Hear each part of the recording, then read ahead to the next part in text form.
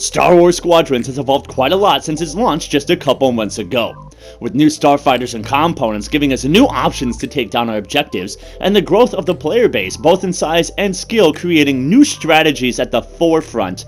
Ranked fleet battles have never felt more challenging or more satisfying when you actually pull off the successful strategy and earn that victory, and that's what we're here to talk about today. What's up, you guys? I'm not amazing, I'm just mediocre, and in this video I'm going to be sharing with you strategies and starfighter loadouts for you to find more success at every stage of your ranked fleet battles, from the very first dogfight to landing the final blow on the enemy's flagship. My hope here is that this video will help you secure some more victories. Really quick, before we get into all that information, if you guys want to stay up to date on everything Star Wars Squadrons, consider subscribing to the channel and hitting that notification bell so you can stay up to date. Without further ado, we're going to get right into the tips though, starting off with the very first dogfight.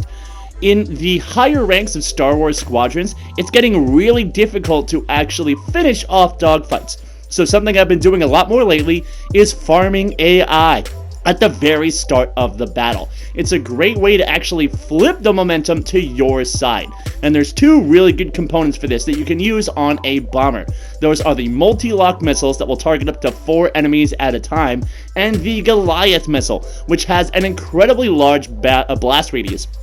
Even though farming AI for morale has been nerfed down to 3 points per starfighter, these components allow you to take down entire squads of those AI fighters at a time, which is in fact worth more than a real living player. In this particular case, I was able to instantly get the aggro push for my team, but in some games when you're going up against really skilled pilots that you just can't kill, it's simply about the only way you can manage to get morale for your team and flip to the aggressive.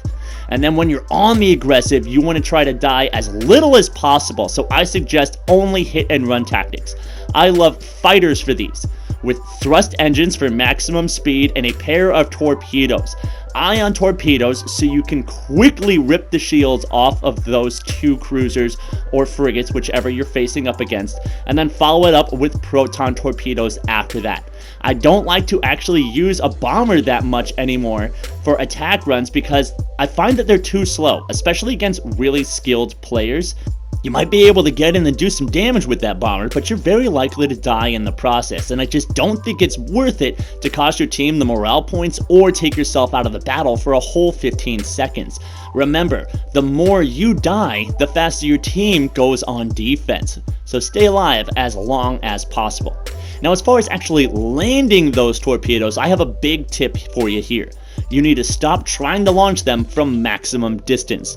Torpedoes, no matter what their variety, are extremely slow. Even though you can fire them from 1,500 meters away, they're very likely to be spotted from far away and shot down before they hit the target. So I suggest launching them at their actual minimum launch distance, which is around 500 meters. Boost in, get your lock on, and then right as you're about to cross the threshold of 500 meters is when you fire that torpedo off. You might have also noticed that the torpedoes do get a small burst of speed as they are launched out of the tube before slowing down a great deal. So not only is your torpedo being launched much closer to the target, but it's also traveling much faster. And all of this makes it much less likely that your torpedo is going to be intercepted, because it's so annoying to be making consistent attack runs and see your torpedoes intercepted every time. And as long as you're using something like those thrust engines that give you the extra boost speed, you're generally able to make it back and keep yourself from dying. But you can't necessarily prevent your own team from dying, or maybe the enemy team farming AI as well. So you're going to want to be prepared to switch back to your AI farming class when you're on defense. Like I said before, this is an extremely effective way to gather morale for your team's side. And even then, it's also a pretty decent hit and run machine on its own, with the multi-lock missiles actually being able to target several of the turrets on the frigates and cruisers, and that Goliath missile also being able to remove several of the turrets of frigates and cruisers. You're able to deal a ton of damage and also make it easier for your own team to execute their attack runs and survive to see another day. Now, once we've whittled down these frigates or cruisers and we're on our way to the enemy flagship, I have a particular loadout that I have been using just for this section of the game.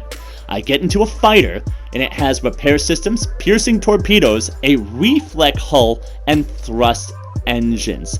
And this is specifically made for taking down the enemy shield generators without them really knowing it's happening. The reflect hulls gives you stealth outside of 1500 meters from any enemies. So if you fly way on the outside sections of the map, it's very possible to sneak all the way up to the enemy flagship without anybody knowing you're there. The piercing torpedoes have also received a bit of a buff, where they used to only do about a quarter of the amount of damage required to take down a subsystem. They now actually do an entire third. And with a fighter's payload of 3 piercing torpedoes, it's possible for one fighter to take out an entire subsystem without ever being discovered. And if you have multiple people running this loadout, you can take about multiple subsystems without the enemy's knowledge. And this is actually a really difficult loadout to fight against, mostly because you don't know it's coming. You don't know it's on its way there until it's too late. I'm already within the range that I need to be to lock on and shoot my torpedoes by the time you can even see me.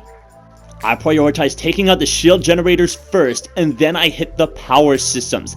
This is your key to victory here. I have been underestimating the potential damage you can do by destroying the power systems. Once they're down, you will be told that there are cracks in the enemy's hull that will deal extreme damage, but you're never really given an explicit number. Well, I can tell you right now that it does about 7% of the damage you need to do to an enemy's hull for every single crack that you destroy. This is ridiculously powerful. Just think about how much life a capital ship has. How many times you would just have to hit its bare back to get that same amount of health off. But right there, I've hit 1, 2, 3, 4 cracks. That's worth 28%, over a quarter of the total health of a flagship gone in seconds. I have been vastly underestimating the importance of targeting these cracks in the hull, and I hope you guys can start taking advantage of not only this information, but all the strategies laid out in this video to win more of your ranked fleet battles. If you learned something from watching this, drop a like on it, and once again, consider subscribing to the channel if you want to stay up to date on everything Star Wars Squadrons. And if you want to learn more about how to fly the new B-Wing or the TIE Defender, click one of the videos that you see on your screen right now. I hope to see you guys over there. In the meantime, I'm not amazing, I'm just meaty yogurt, and I'm out.